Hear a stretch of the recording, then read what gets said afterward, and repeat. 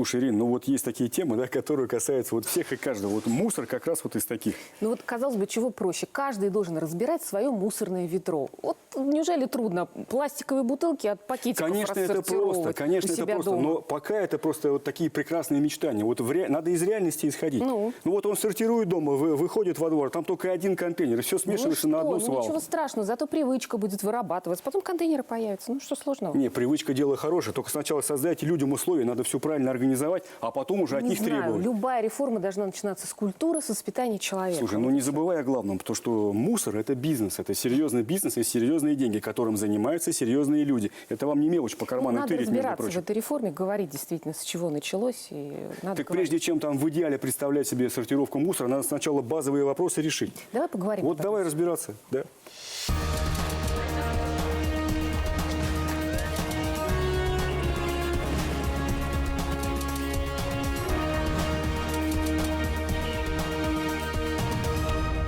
Да поднимитесь наверх, увидите сами кучи. Безобразий, как сейчас на улице, вообще никогда не было. Граждане, уфимцы, вы что делаете-то? С головой окунаемся в отходы. Какие от них расходы и доходы?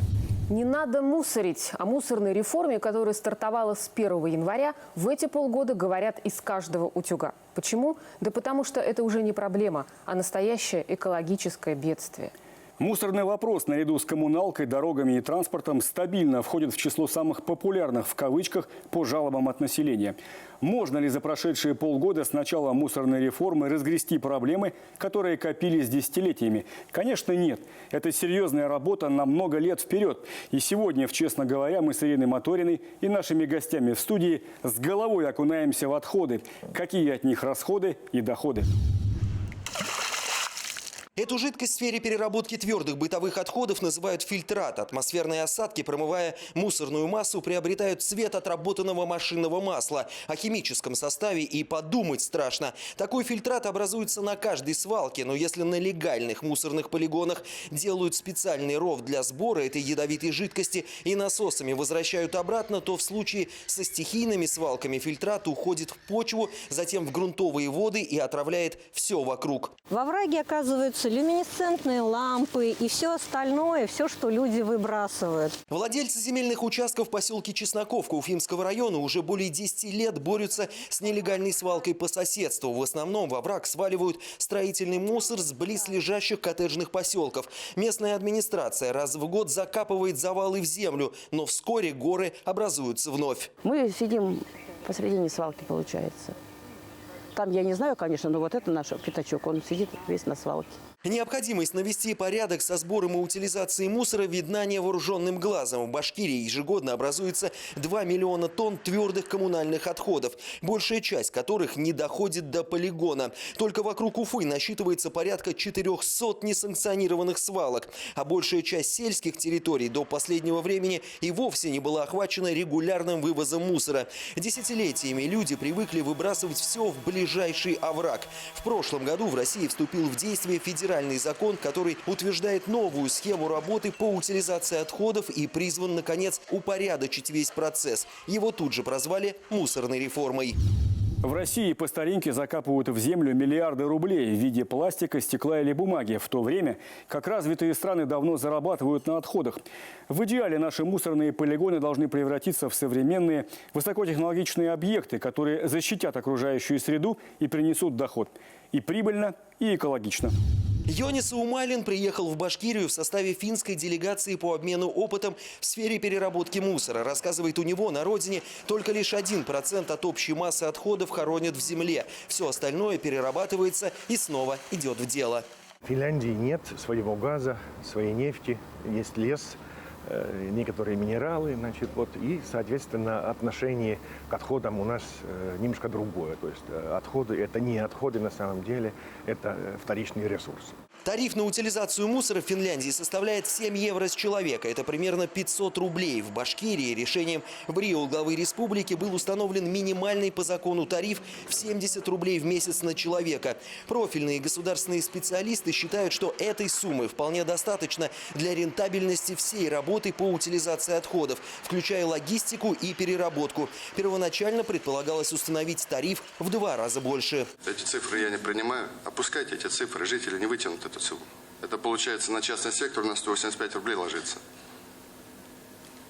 Это невозможно. С момента начала реформы прошло полгода, но очевидных изменений пока нет, утверждают общественники. Новых контейнеров не появилось, автопарк спецтехники остался прежним. Мусор вывозится с перебоями. Могу отметить, что инфраструктуры, конечно, у нас как не хватало, так и нет. В этом году там единичные объекты какие-то вводились в строй, но, к сожалению, это недостаточно. Реформа в сфере утилизации бытовых отходов вскрыла многие наболевшие проблемы, но ответственные за ее реализацию уверяют, что в ближайшее время механизмы будут отлажены до мелочей. Не так давно на Республиканском форуме ЖКХ подвели итоги первых 100 дней мусорной реформы. Она, если не встала, то серьезно буксует. В населенных пунктах и городах республики не хватает контейнеров, машин для вывоза мусора, заводов для его сортировки и переработки. На эти и другие проблемы указывают сами региональные операторы. Те, кто должен проблемы решать и кому мы платим деньги. Сегодня в студии хочется понять, из-за кого или из-за чего тормозится мусорная реформа. Давайте поговорим об этом сегодня с нашими гостями.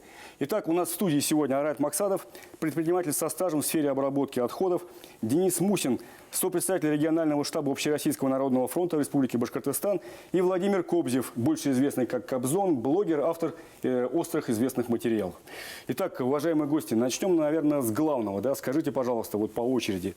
То, что мусорная реформа буксует, это какие-то системные нестыковки, заложенные в законе, или это просто издержки переходного периода, болезни роста? Пожалуйста. Дело в том, что у нас на сегодняшний день в Башкирии отсутствует инфраструктура, которая бы помогала выполнять поставленную задачу. Вот у нас юго-восточная зона вообще не имеет ни одного объекта по обработке, нет ни одного объекта для захоронения. Вы представляете, что если и ближайший пункт, где можно разместить и обработать отходы, это Салават-Мелиус. Представляете, из Сибая нужно будет везти отходы либо в Салават-Мелиус, либо в Белорецк. Люди просто не информированы. Это первое, основное. А второе, то, что не хватает инфраструктуры, то есть она фактически не готова. Очень было много споров и неразберихи, а кто будет отвечать за контейнерные площадки, кто будет обеспечивать покупку и поставку контейнеров. То ли это рекоператор, то ли это местные власти. Но все-таки пришли к выводу, что все-таки это должны делать муниципалитеты. Но УНФ сделал предложение, и, насколько я знаю, президент его поддержал, Владимир Владимирович Путин, что все-таки переложить это направление, эту ответственность на рекоператоров, чтобы они отвечали за содержание контейнерных площадок. Да. Республика Башкортостан, она по сравнению с другими регионами еще находится не в таком плачевном состоянии. Мы находимся даже в лидерах. Но здесь у нас вообще прекрасная ситуация. Да? Во-первых, мы уже действительно почти в лидеры выбились. Да? Не потому, что у нас что-то хорошо, да? А потому что у всех все плохо. Да? Лично я каждый день 2 рубля из кармана достаю, 2,5 рубля. Ну, вот так очень условно. Да? 2 рубля у меня убегает из кармана. Что это значит? У нас, ребята, вообще на секундочку 4 миллиона человек. 10 миллионов мы каждый день отдаем кому? Прошло 5 месяцев. Математически, знаете, сколько мы уже туда в воздух отдали? 1 миллиард. Давайте посмотрим, что мы сделали на этот миллиард. У нас открылись новые перерабатывающие заводы. Да, у нас один там в Ишимбае. Только знаете, как он открылся? Мы его торжественно открывали в этом году. Я его торжественно открывал в 2015 году, в 2016, в 2017. Наберите, посмотрите, каждый год мы Ишимбайский завод открываем. Там вторая очередь открывалась. Ничего, там в этом году очередь. на 2 миллиона они там какую-то колобашку пристроили, и снова мы ее открыли. Мы вообще эту реформу затеивали, знаете для чего? У нас проблем не было вообще с мусором-то. Мы его закапывали, да закапывали. И деды наши закапывали, прадеды наши. И потом один умный человек говорит, может, хватит закапывать-то? Может, давайте извлекать доход. А в итоге мы и не то, что доход извлекаем. У нас, ребята, сейчас, вот профессионал сидит. У нас мусоропереработка просто грохнулась. Надо понимать, что это социально зависимый бизнес. Если предпринимателям будет невыгодно работать, они работать не будут. Если население не будет понимать, что за это надо платить, Это их святая обязанность. Но хочу подчеркнуть, раньше государство говорило о том, что мусор должно выбрасываться удобно. Теперь мы говорим, что это обязанность с плеч государства перешло на бизнес. Хорошо, значит, скажите, пожалуйста, вот тот тариф минимальный, который установлен в нашей республике, вот как вы считаете, ну вы участник рынка, да, не потребитель, да. его достаточно, его хватает для того, чтобы делать все как положено? В сегодняшней ситуации вполне достаточно. Если мы на уровне субъекта утвердим программу раздельного сбора, по меньшей мере на 2 фракции, так называемый сухой сбор, то плату можно будет уменьшить в 2 раза. Россия, как и все остальные цивилизованные страны, наконец должна научиться извлекать прибыль, доходы из отходов. Наконец-то, как делают это и в Европе, и в других развитых странах. Согласны? Ну, мы позже приходим, у нас бумагу туалетную начали в 60-х годах только выпускать. Ничего страшного, и это научимся, и мусор научимся. Итак, проблем более чем достаточно. Не хватает полигонов, техники, контейнеров, не отлажены бизнес-процессы и хромает нормативно-правовая база. Но все признают, что это трудности переходного периода, и даже надзорные органы готовы пока не наказывать, а помогать и корректировать. Как производится сбор и вывоз мусора, мы с вами можем наблюдать воочию. Какие баки установлены во дворах, как оборудованы площадки, на какой технике работают перевозчики. А вот что с отходами происходит дальше? Этот мир скрыт от посторонних глаз. Посмотрим следующий сюжет. Собирание макулатуры – это тоже работа. Уфимка Марина Ивановна профессионально занимается сбором вторсырья и макулатуры. Не от хорошей жизни, крутится как может. В месяц это приносит около 6-7 тысяч рублей. Весомая прибавка для пенсионерки к ее скромным доходам. Ну, я около контейнеров обычно собираю. Накидывают там сбоку, вот я их собираю. В рамках мусорной реформы функция сортировки вторичного сырья возлагается на бизнес в лице региональных операторов. По итогам проведенного правительством республики конкурса 4 компании выиграли тендер на обслуживание жителей Башкортостана. Уфу и прилежащие районы обслуживает столичное МУП спецавтохозяйство, Экология ТЭС Запад Башкирии, Дюртюли, Мелиавод Строй, Северо-Запад республики, Эко-Сити обслуживает Стерлитамак, Ишимбай, Зауралье и Юг Башкирии. Первый и самый дорогостоящий этап утилизации – централизованный сбор и вывоз. Здесь начались и первые проблемы. Муниципальные власти должны были заранее обеспечить свои территории мусорными контейнерами, которых по факту остро не хватает по сей день. В некоторых районах нехватка баков доходит до 50%. Даже в центре Уфы люди жалуются на нехватку контейнеров. В частном секторе по улице Сочинской и Софьи Перовской всего одна площадка с 2 старыми баками. Под завалами их не видно. Мусор сюда несут жители более чем со 120 подворий. Вывозят отходы тоже с перебоями. В лучшем случае 1 раз в неделю. Администрацию писали, очень много писали, каждую неделю, грубо говоря, почти каждый день. Вот. То есть и отклика как бы не было. Самое большое раз в неделю только возят. Вот тут бывает вот так вот до колонки, до питьевой колонки набирается. Никогда у нас такого вот безобразия, как сейчас на улице, вообще никогда не было. Мы снова в студии, честно говоря, и продолжаем обсуждать мусорную реформу. Возвращаясь к этому моменту, да, с улицы Сочинской, что мы хотели этим сказать? Если в центре Уфы, а это центр Уфы, творится такое, то что же говорить об отдаленных сельских районах? Но мы и передачу-то начали как раз о создании инфраструктуры. Значит, первое... нужно... Смотрите, у меня складывается ощущение, что сейчас мы говорим о рекоператорах и совершенно не говорим о коммунальных службах города. И ощущение, что город вообще муниципальной власти, да? Он самоустранился от этой проблемы, он не решает ни с площадками, ни с... А чем занимаются коммунальщики городские? Запустили мусорную реформу, отобрали рекоператоров, а стало только хуже местами, потому что они забирают мусор реже, иногда вообще его не привозят забирать. А раньше коммунальная служба вроде как четко все было отработано, они привозили, забирали, ну, маломайски как-то что-то работало. Мы понимаем, что это не было отработано. На самом деле происходит то, что мы получили, по сути говоря, я не говорю про всех рекоператоров, но в большинстве случаев это получилась как бы такая прослойка в виде административного какого-то органа, который, собственно говоря, не должна, взяла на себя функции координации, а с этими функциями не может справиться, потому что не хватает возможностей и ресурсов. Давайте не будем врать и лукавить. Давайте говорить откровенно. Да, мы для этого сюда собрались. Честно говоря, потому передача так называется.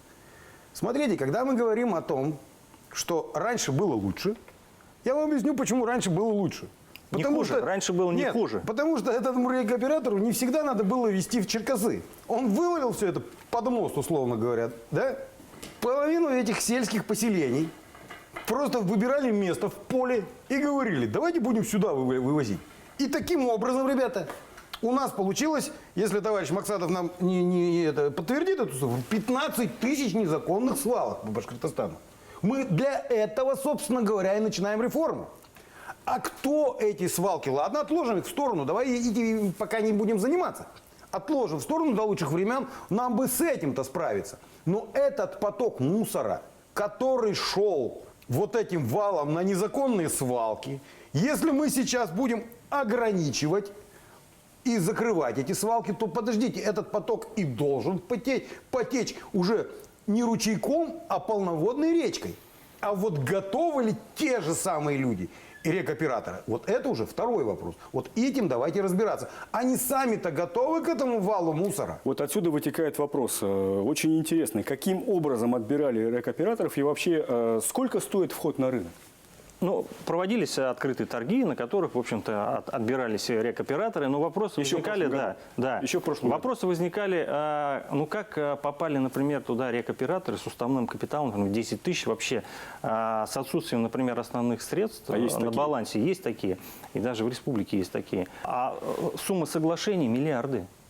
Если очевидно, что рекоператор не справляется со своими обязанностями договорными, какие меры можно к нему предпринять? А вот в законе, кстати, и в этом отношении пробел.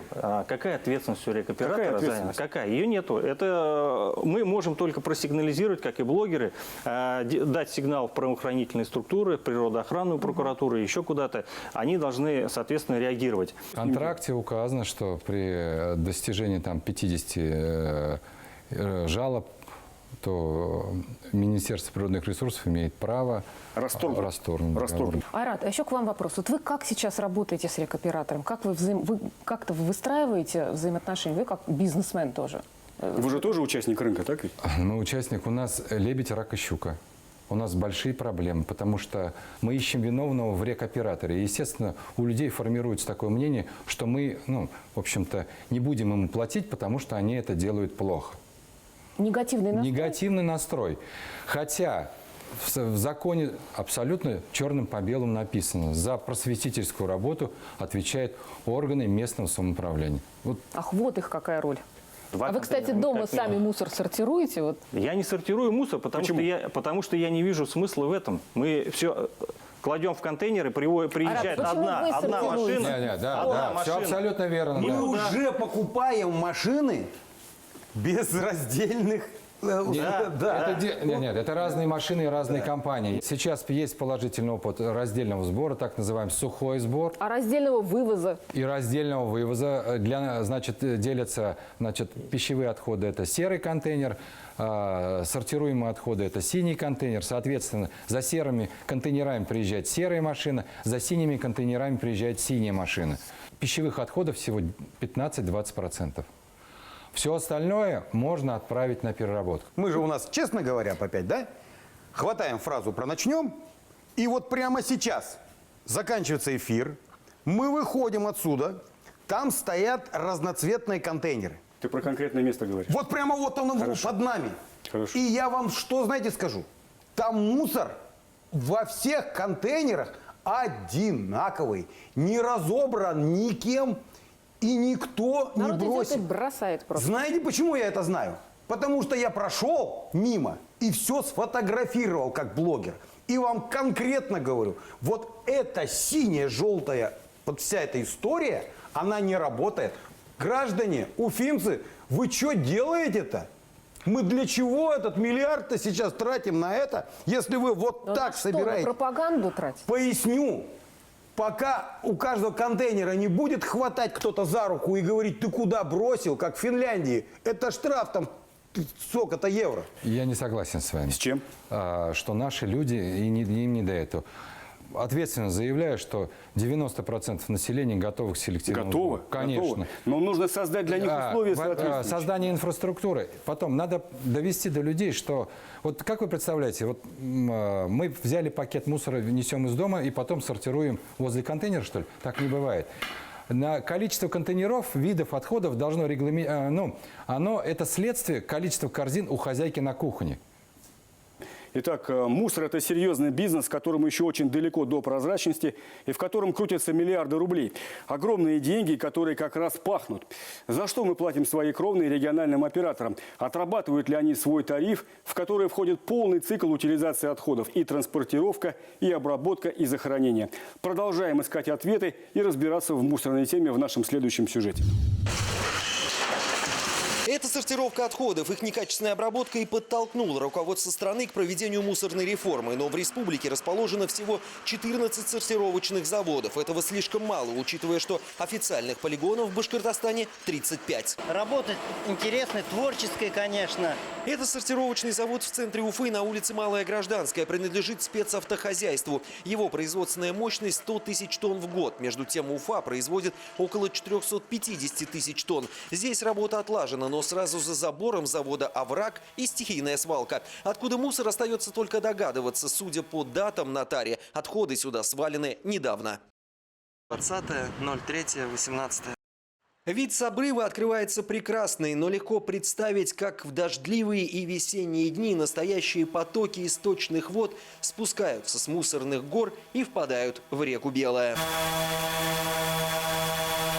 Из центра Уфы перемещаемся на окраину, поселок Черкасы Орджоникидзевского района. Здесь располагается полигон для захоронения твердых коммунальных отходов. Здесь же расположен еще один мусоросортировочный завод, но он частный, мощность 200 тысяч тонн в год. Правда, со слов руководителя, в этом году он большую часть времени простаивал. Полностью все отходы, которые сюда поступают, это в основном из города, они прямиком направлялись без сортировки на полигон. Народ спокойно работает, и никто никого не выгоняет. Выгоняют нас, когда приезжаете вот вы. Пенсионерка рассказывает, что на полигон в Черкасы съезжаются люди со всей Уфы. Есть приезжие из отдаленных районов. Возникает вопрос, откуда на свалке такое количество вторичного сырья, если мусор должен проходить сортировку. Напомним, данная услуга уже включена в стоимость ежемесячного тарифа для граждан. Да поднимитесь наверх, увидите сами кучи. И железо, и бутылки эти, все, и банки. Проблема переработки и утилизации отходов стоит давно. Еще в 2015 году в Уфе была разработана и утверждена инвестиционная программа по реконструкции объектов захоронения ТКО. В частности, планировалось строительство в Черкасах нового полигона и сортировочного завода. Инвесторами по этой программе выступали непосредственно жители Уфы, которые ежемесячно вносили соответствующие платежи по квитанциям ЖКХ. В результате инвестиционной надбавки к тарифу планировалось собрать 111 миллионов, то есть освоить на эту инвестпрограмму. За 2017 год 180 миллионов, за 2018 уже 221 миллион. Значит, на сегодняшний день эта сумма, значит, собранных средств должна составлять больше 500 миллионов рублей. Мы выезжали туда, никакой реконструкции там не ведется. Строительство действительно мы не увидели, только горы мусора и множество чаек. Полигон – место последнего пристанища ТКО. Это финальная стадия обработки мусорных потоков, захоронения. И здесь тоже хватает проблем. Многие легальные свалки в республике уже переполнены или почти на грани. Новые полигоны ТКО региональными операторами не строятся. Все проблемы мусорной реформы объясняются просто – не хватает денег. Основной проблемой у нас, мы когда пошли наши квитанции, нет актуальной базы данных, которые бы населению мы могли бы актуально ежемесячно предоставлять квитанции. Действительно есть, скажем так, потребность большая, да, в инфраструктурных вложениях. Это в том числе не только объекты сортировки и размещения, это и контейнерные площадки и контейнера сами. Вот такое вот уравнение с кучей неизвестных – это мусорная реформа. Давайте подводить итог нашему разговору. И у меня вопрос ко всем гостям. Как вы думаете, сколько времени понадобится, чтобы раскачать вот эту всю систему, и чтобы, наконец, реформа заработала, и мы результаты начали видеть? Коротко, если возможно, да. Я думаю, что с 1 января 2020 года все может быть хорошо. Уже за полгода мы можем к этому прийти? Ну, а почему нет? Все зависит от нашего желания. Надо просто этим заниматься. Конечно. Денис. Переполненные вот эти все свалки, это надо создавать новые полигоны. На это нужно время, только проектировочные все эти мероприятия занимают очень много времени, поэтому нужно сейчас уже все это делать. Ну, по моим прикидкам, это год-два, как минимум, мы будем вот в таком состоянии, случае, нас будет еще лихорадить. Я сложно себе представляю, как это все у нас будет через год, через 2 и даже через 5. Да? Я понятия не имею, каким образом мы научим деревенского жителя держать 7 бачков для разного для разного вида мусора перед его собственным домом или заставить его нести пластик куда-нибудь к сельсовету, да? Не могу себе даже этого представить. Но десятки лет у многих стран ушло именно на воспитательный процесс. Нет воспитательного процесса. Мы никогда не закрывали воду. У нас везде висели плакаты: закрывайте краны, закрывайте краны. Пока счетчики не поставили, никто эту воду не закрывал. Вот пока мы не отработаем инструмент наказания, ни один инструмент поощрения у нас работать не будет. А у нас 20 человек собрали макулатуру, а 21 человек вылил туда ведро помоев, превратив полный бак в ведро помоев. Академик Вернадский сказал, ни один биологический вид не сможет выжить в отходах, образованных им. Эту проблему мы должны решать вместе. Поэтому... Но, тем не менее, заниматься этим надо, конечно. Да, конечно. Итак, куда ни кинь, всюду клин, но работать, тем не менее, надо. Мусор сам себе не рассосется. Спасибо вам за честный разговор. До свидания. Вот теперь у каждой мусорной кучи, оказывается, должен быть хозяин. Вот в ходе нашей подготовки нашей программы у меня четкое понимание, что ни один хозяин этой мусорной кучи не готов добровольно с ней расстаться. Ну, как бы он там на жизнь не жаловался. Ну, это же понятно, это же Потому деньги. что это серьезные деньги. Это деньги, причем выброшенные деньги. Хотя их же надо все-таки заработать, понимаешь, переработать. Слушай, если вот в целом по реформе говорить, да, то как у нас обычно, да, гладко было на бумаге, но забыли про овраги, которые с мусором. С переработкой. А вообще учиться надо у Запада. Вот там все хорошо. Там и с культурой все хорошо, и с переработкой все хорошо. Но там же не сразу все началось. Там сразу все научились мусор и своими там, штрафами тоже все замечательно. Между прочим, штрафы там очень жесткие. Кстати, не забудь с собой, пожалуйста, бумажку забрать. Сортировку забираю, ты заканчивай программу, давай. Да, мусор – это инфраструктура, свалки, вторсырье, спецтехника, контейнеры и так далее и тому подобное. Целая параллельная планета и в конечном итоге огромные деньги, которые крутятся вокруг отходов и которые мы все платим из своего кармана. Но все-таки давайте не будем забывать, что чисто прежде всего там, где не мусорят. Честно говоря, начинать надо с себя и детям пример показывать. И не кидать окурок куда попало, и не пихать огромный пакет в мусоропровод, и не бросать строительный мусор возле подъезда. И вот тогда будет порядок. Смотрите нас на канале БСТ. До свидания и берегите себя и своих близких.